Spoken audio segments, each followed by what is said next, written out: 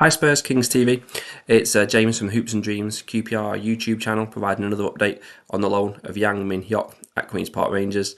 He's made 2 more appearances since my last video, one a sub appearance in our away game at Portsmouth, the other 65 minutes from the start as we played at home against Sheffield United.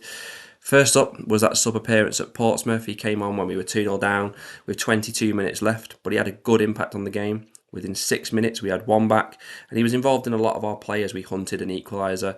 He was able to get us on the front foot in the game when we pretty much struggled up until he came on. He immediately was able to outmuscle a defender, win the ball, drive forward. Then he illustrated again his ability to get his head up and find the right pass with an excellent through ball for our striker, Alfie Lloyd, who unfortunately hit the ball past the post. A couple of instances where he showed a great first touch. One example, he was straight away from a Portsmouth player in the middle of the park, and he got taken out with a very kind of welcome to English football type of challenge.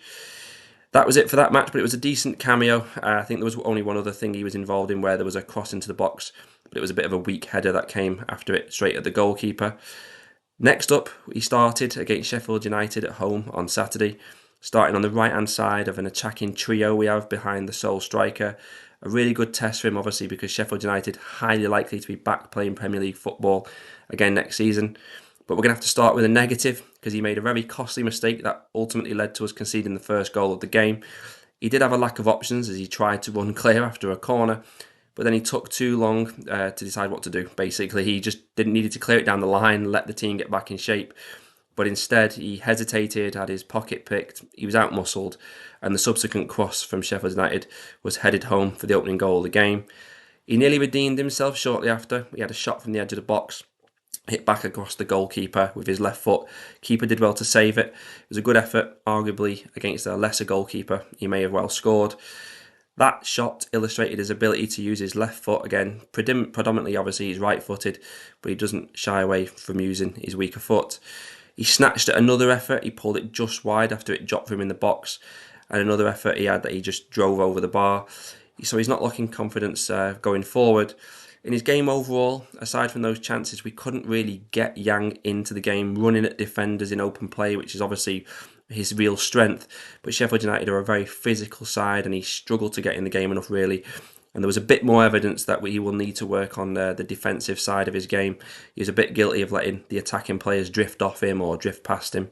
He's not won an aerial duel in any of his 6 appearances so far. I know that's not his forte, but there's definitely room for improvement in the physical side of his game. Going forward, it seems that it's going to be a pattern of us playing Yang at home and Paul Smith away. So Yang then, in the away games, will only be getting those 20-30 minute sub-appearances.